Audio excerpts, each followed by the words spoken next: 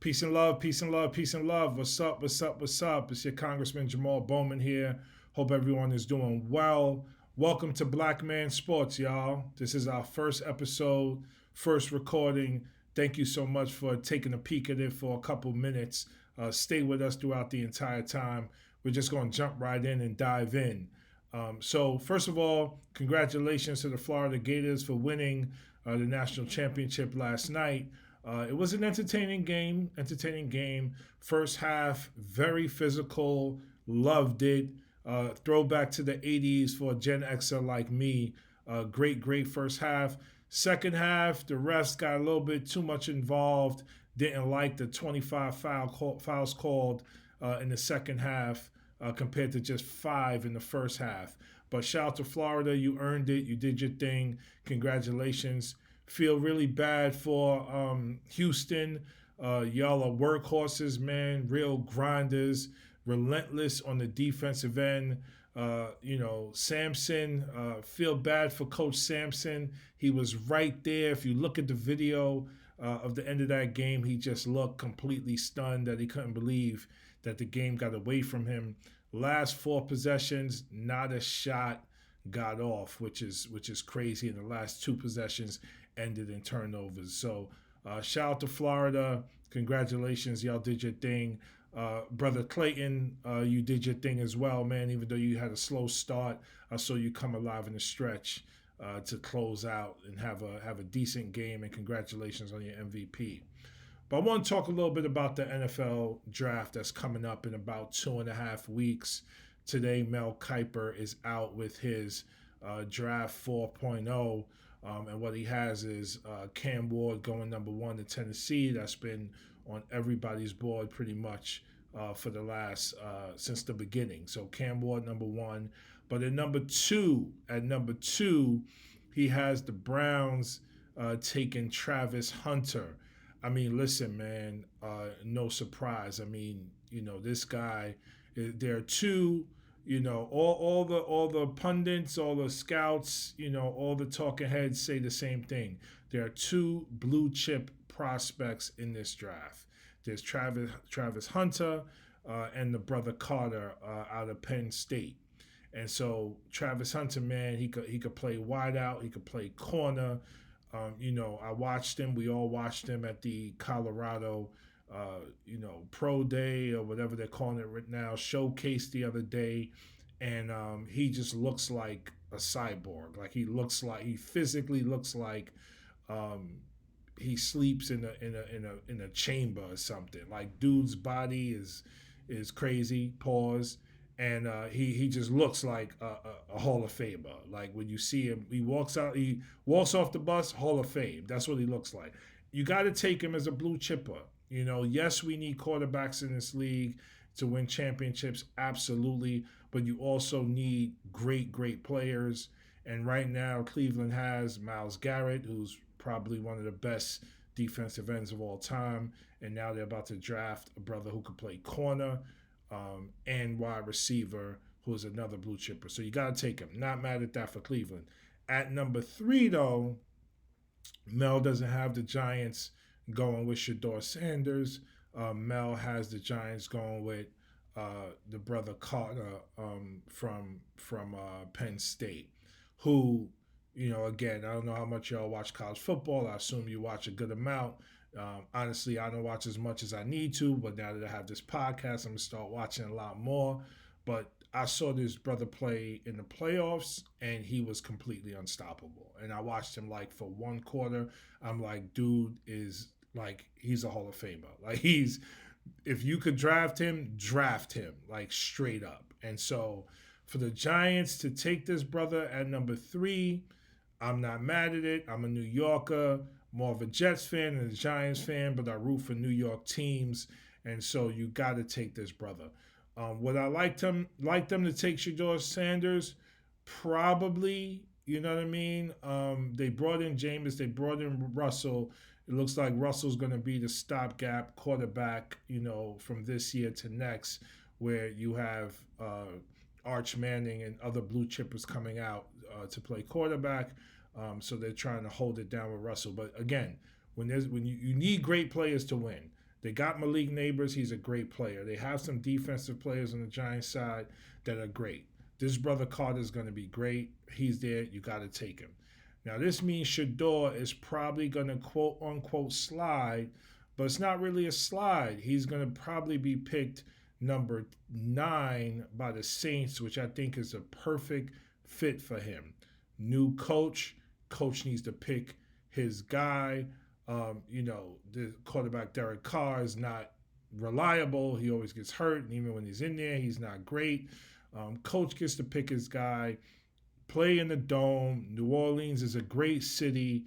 The division, you got Carolina, you got Tampa, you got Atlanta. You either in the dome or warm weather. The knock on Shedeur has been, he doesn't have the laser rocket John Elway arm. To Mel Kiper's point, neither did Peyton Manning, neither did many others. And so Shedeur, he's accurate. His mind is another level, pre and post snap. He's tough. He dealt with being sacked constantly. I mean, I think it's a great pick for the Saints. And let me even say this, and I don't hear a lot of people saying this, I don't think they want to be blasphemous in saying it, but I also think they kind of like it's a racial thing here, right? Shedeur Sanders, I think his ceiling could be Drew Brees. Why aren't we talking about him in the context of being Drew Brees? Because Drew Brees is a white dude. They both, Shedeur is not 6'4", 6'5", he's 6'1". Drew Brees was like 5'10", 5'11", 6 feet, whatever he was. And his accuracy is unparalleled. And so just like any other player in any other situation, right coaching, right situation, right circumstances, this brother Shedeur could possibly be Drew Brees. You're not going to take that number 9 for the Saints? Absolutely, you're going to take it. And so makes sense to me. Cam Ward, okay, everybody loves him. I watched Cam Ward play all year. I thought he was really, really good. Thought he was good. I watched Shedeur play. I don't see how Cam Ward is way better than Shedeur. Like Mel Kiper, I'm with him. I think Shedeur's the number 1 quarterback, or right there. And so, but teams have their, he rubs people the wrong way, man. He talk like his pops. He's a shit talker. You know what I'm saying? And so, and Dan Orlovsky, made a good point the other day, and I be getting on Dan sometime because he be defending Josh Allen a little bit more than Lamar Jackson, if you know what I'm saying. But he made a good point the other day. He said, listen, we can't love Baker Mayfield coming out and his confidence and then try to shit on Shedeur and his confidence. We know why that is, right? That's why this is called Black Man Sports. We're not afraid to unearth some of the racial components to this stuff. Not calling people racist, man, but we've been raised in a country that trained us to think a certain way about these things, and some of our subconscious and unconscious stuff is biased, at best, and racist at worst. And so, got to call it out. But anyway, Cam Ward, I get it. Travis Hunter, I get it. Brother Carter, I get it, from Penn State. And Shedeur going to number 9 to me is great, man. And so, anyway, that's my remarks on Mel Kiper Mock Draft 4.0. Let's see how it turns out.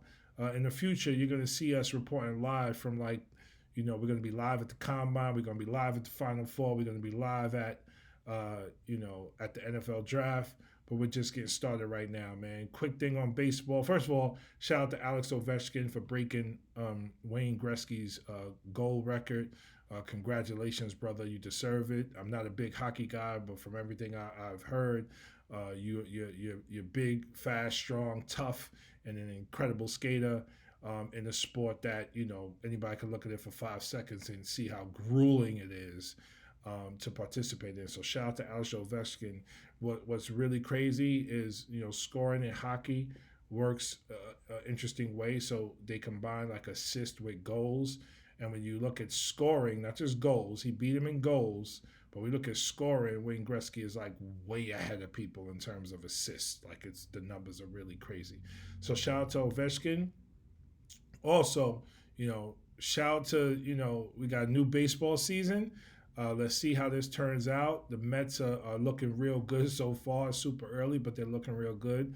I think combining they had Lindor with the new brother they got over there from the Yankees, who's like the best hitter in baseball. That is a great combination. So the Mets are going to do their thing, and we'll see what happens with that. Dodgers is great, San Diego's great, Philly's great, Yankees. We'll see, man. I'm a Yankees fan, man, but I don't know. Yankees be letting me down. Anyway, we're gonna be talking a lot of football on this station. We're gonna talk some basketball. I ain't saying nothing about basketball yet, but I think the Western Conference playoffs is about to be the most entertaining playoffs from round one that we've had in a very long time, man. Let's see what the Lakers gonna do. OKC, are they too young? Does Houston have enough? We know they're tough and well coached. Denver, I don't know, man. Jamal Murray and those they don't have the Jokic don't got enough support. Those dudes be faking the funk. But we'll see, man. And on the East, I think it's Boston's to lose, followed closely by the Knicks actually, because Donovan Mitchell just sprained his ankle. We don't know what that's going to look like, um, but it's definitely Boston's to lose.